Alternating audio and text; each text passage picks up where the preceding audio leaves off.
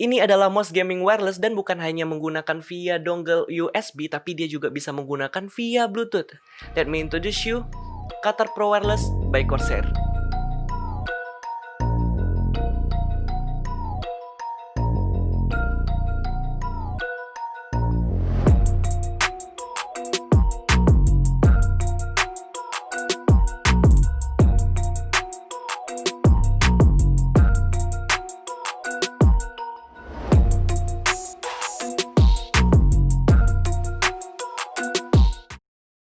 Yo internet, kenalin gue Rin dan kali ini kita bakal mereview sebuah mouse gaming wireless dari Corsair. Ini adalah line up terbarunya dari Corsair, yaitu Katar Pro Wireless. Ini adalah mouse gaming terbarunya dari Corsair. So tunggu apa lagi, kita masuk ke boxnya. Kita dapat apa aja sih? Di boxnya sendiri ini sangat kokoh dan compact pastinya. Itu memiliki desain yang bisa lo lihat di layar monitor lo. So di sini kita nggak bisa melihat banyak sekali detail dan spesifikasi dari produk ini. Dan juga di kotaknya sendiri tidak ada bahasa Indonesianya. Ini ada bahasa Inggris, ada bahasa Jepang, Korea, dan kayaknya ini China deh. So gue yakin banget ini pasarnya bener-bener nggak cuma di Indonesia. Jadi pasarnya ini memang dibikin Corsair sengaja ini untuk internasional. Di dalam boxnya sendiri kita bakal dapat warranty guide, kita dapat juga manual guide, terus kita dapat safety information, serta baterai dan mouse itu sendiri. Untuk kertas-kertasnya banyak banget dan tebel-tebel. Jadi kalau lo misalnya ada waktu silahkan lo baca aja tuh lengkap banget ya untuk warranty segala macem, dan juga si manualnya tentang si mouse itu sendiri. Setelah lo tahu apa aja isi dalam box itu, kita bahas langsung ke desainnya. Desainnya ini tidak terlalu mengusung RGB ya. RGB-nya tuh cuman berada di deket DPI buttonnya, cuman kayak sek-sek udah gitu doang. Dan RGB ini atau LED-nya ini berfungsi untuk memberitahu informasi dan notifikasi terhadap mouse tersebut. Dari konektivitasnya, dari DPI-nya, pokoknya semua informasi itu dijelaskan dan diberitahu melalui indikator LED-nya tersebut. Kalau dari desainnya sendiri, itu mengusung dengan warna hitam dan matte atau doff. Jadi ini bener-bener terlihat premium dan kalem, nggak lebay, serta ada logo Corsair yang glossy di bagian tengah. Untuk gue pribadi, gue nggak terlalu mempermasalahkan bagian desain si Corsair ini, karena gue tipe orang yang mencari performanya. So kalau untuk desain, balik lagi ke preferensi lo masing-masing, apakah ini cocok buat lo. Nah untuk build quality-nya sendiri, si Corsair ini membuat bener-bener solid banget. Jadi rapet, nggak ada kayak pergeseran-pergeseran terhadap si mouse-nya itu sendiri, termasuk di bagian tutupnya ini. Gue berpikir kemarin itu pasti kotaknya atau si bagian baterai dan juga receivernya ini bakal goyang-goyang, ternyata enggak. Corsair sendiri berhasil mengeksekusi bagian build quality ini cukup baik, dan menurut gue ini build quality-nya bagus dan memang solid dan tidak ringkih. Jadi ini bener-bener rapet gitu ya. Bahasanya tuh gue cuma mau bilang kalau build quality ini bener-bener rapet dan solid. Itu aja sih untuk build quality dari si Corsair ini. Nah untuk beratnya sendiri itu berada di sekitar 97 kalau gue timbang sendiri. Kalau di web resminya 96. Jadi ya sama lah ya, beda cuma 1 gram doang. Kalau si mouse-nya sendiri itu berada di berat 74 gram, dan si baterainya itu berada di 23 gram. Jadi ya baterainya berat banget. Saran sih kalau lo pengen minimize atau mengurangi beratnya, lo bisa mengganti atau menggunakan baterai yang mungkin lebih ringan dari baterai bawaan si Corsair Katar Pro Wireless ini. Nah untuk beratnya ini ya, gue nggak tahu namanya, tapi dia tuh kayak gini loh. Jadi kalau misalnya kita gunain ketika main game, beratnya tuh ke belakang gini loh tuh ya. Jadi dia tuh mengikuti berat dari si baterainya. Atau baterai yang terlalu berat mungkin, atau gimana. Karena ini mempengaruhi ketika kita menggunakan si mouse ini. Karena ketika kita ngangkat-ngangkat, dia bakal turun ke bawah gini. Beberapa kali gue gunain, dia bakal nyentuh mousepad kita. So kalau menurut gue sih ini baterainya bisa lo minimize, atau lo emang genggam ini agak lebih kuat aja, karena kadang-kadang ini nyentuh di mousepad kalau waktu diangkat-angkat. Nah Katar Pro Wireless ini mirip banget dengan Logitech versi G304. Kenapa? Karena dari desainnya sendiri itu mirip, fiturnya, fitur jujur menang ini, oke? Sabar dulu. Kalau untuk ukuran itu mirip, tapi bedanya tuh di berat. Si Logitech G304 itu lebih berat dari si Katar Pro Wireless ini. Serta yang gue perhatiin, kalau misalnya dari Logitech G304 itu berada di bokongnya, berada di sininya. Ini lebih bulky kalau si Logitech ya. Kalau misalnya si Katar Pro Wireless ini lebih, bahasanya tuh kayak lebih ceper, lebih sharp gitu ya. So kalau misalnya gue pakai palm grip itu agak susah. Nanti kita bahas tentang gripnya deh. Tapi kalau soal fitur kayaknya menangan ini deh kalau kita bandingin dengan kompetitornya, yaitu Logitech G304. Karena apa? Karena dia memiliki Bluetooth connection. Jadi dia bisa menggunakan via Bluetooth. Dan lo tahu via Bluetooth-nya itu gampang banget konektivitasnya. Lo bisa cek di video ini. Nah, ini adalah pengetesan kecepatan perpindahan dari Bluetooth ke USB wireless-nya. Ini adalah Bluetooth, bisa dilihat ya. Ini adalah si row key-nya dan ini si PC nih, tuh ya.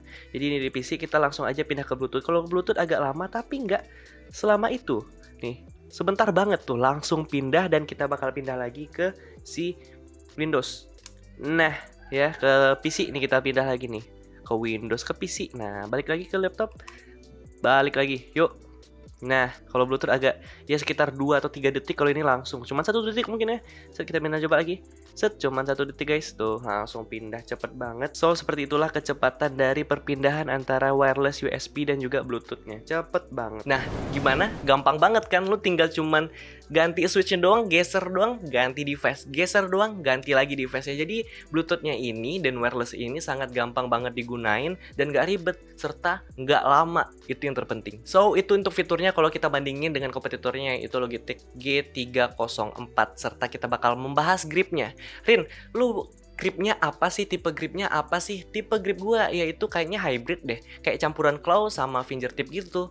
By the way, gue kalau misalnya paling sering itu menggunakan claw grip karena ya jari gue ini terlalu panjang ya untuk menggunakan palm grip. Terkadang gue juga butuh mouse yang lain atau mencari mouse yang cocok kalau gue emang harus menggunakan palm grip. Karena hal tersebut makanya gue akhirnya selalu menggunakan claw grip. Makanya buat gue pribadi, walaupun jari gue kepanjangan ya dan menggunakan ini claw grip masih enak banget gitu, karena ini bokongnya nggak terlalu gede, jadi ini pas banget buat claw grip. Untuk palm grip sama gue tuh kepanjangan banget dan ya tuh lebih jauh ya, nih panjang banget ya. So gue nggak bisa menggunakan ini pakai palm grip. Buat lo mungkin sesuaiin dengan size yang udah tertera spesifikasinya. Mungkin lo silahkan baca aja di website resminya supaya lebih presisi kalau lo pengen bandingin dengan mouse yang ada di rumah lo sekarang. Kalau untuk lift of distance-nya sendiri ini gak terlalu terasa tapi ada. Jadi ini mungkin levelnya di medium lah ya. Lo bisa lihat di footage-nya. Itu gue cek-cek nih, gue coba-coba ngangkat-ngangkat dikit. Jadi kalau lo untuk lift of distance-nya masih ada tapi nggak ganggu overall, nggak ganggu ketika gue bermain game. Jujur ini nggak ganggu. Nah kalau lo nanya nih tentang sensornya itu apa Rin?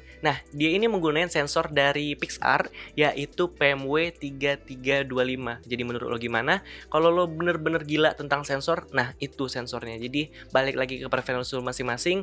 Kalau gue sih selagi itu nggak mengganggu gameplay gue, nggak ada mengganggu nih ketika dia di slide gitu, nggak ada error, masih aman, ya udah gitu. Sensornya mah nanti dulu mau merek apapun ya nggak apa-apa, selagi itu nggak ganggu dan selagi itu masih presisi, that's okay. Dan ya sensornya menurut gue sih aman-aman aja, nggak ada trouble, nggak ada masalah, tepat dan akurat. Nah, kita bakal bahas hal yang terpenting dan hal yang wajib untuk dibahas di sini. Di sesuatu hal yang berhubungan dengan wireless, device yang wireless harus dibahas, yaitu tentang apa? Latency, oke? Latensinya gimana, Rin? Nggak ada. Bercanda kok. Selalu ada latency dalam device yang wireless, tapi dalam penggunaan literally wow, surprisingly nggak ada, yang gue rasain nggak ada gitu, bener-bener responsif parah, oke? Lo bisa lihat di footage-nya, bener-bener responsifnya.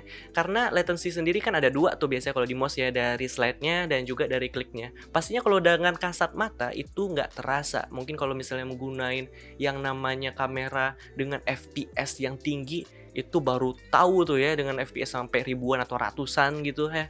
Tapi kalau untuk kasat mata dengan penggunaan gue secara pribadi menggunakan mouse ini dengan game yang kompetitif, yang temponya sangat cepat gitu, nggak kerasa gitu. Gue cukup aneh dan cukup terkejut dengan mouse yang satu ini. Nah, jadi si Corsair ini bikin teknologi namanya Slipstream, Corsair Wireless Technology. Jadi ini adalah teknologi wireless pada gear-gear yang dikeluarin sama si Corsairnya itu. So, mungkin Corsairnya ini udah mikirin banget gimana cara minimize, gimana caranya mengakali si latensinya sampai nggak kerasa. Wow, itu hebat banget dan keren banget sih yang dilakuin sama Corsair. Nah, untuk bagian fitnya nih, bagian bawahnya itu menggunakan bahan PTFE seingat gue ya. Jadi dia menggunakan mouse fit ada 3 nih ya, kakinya ada 3, yaitu berada di belakang, di depan, dan di tengah. Jadi ini bener-bener gede juga. Di belakang ini cukup gede ya, di depan ini cukup gede juga. Serta ini nggak ada sih gue nemuin trouble cukup smooth. Lo bisa lihat di footage-nya, cukup smooth, nggak ada kayak terganggu sedikit pun. Untuk si feed-nya aman-aman aja. Dan ya, ini cukup gede gitu. Gue lihat loh, gede banget gitu ya. Lo bisa lihat di bawahnya. Nah, kita bakal bahas tentang buttonnya atau tombolnya. Tombolnya sendiri memiliki 6, klik kiri, klik kanan, di PI dan juga scroll wheel, serta di side-nya. Di sampingnya ini ada tombol depan dan belakang ya. Seperti biasa, seperti mouse gaming lainnya. Basically kita bisa mengkustomisasi semua tombolnya dengan menggunakan aplikasi yang namanya iCUE. Ini adalah aplikasi bawaan Corsair yang pastinya lo langsung aja klik timecodes di bawah atau timecodes di samping mungkin ya, buat lo langsung aja ke iCUE kalau lo pengen langsung aja ke aplikasinya. Nah, untuk tombolnya sendiri gue suka banget karena ini nggak terlalu berisik ya. Lo bisa lihat tuh di footage.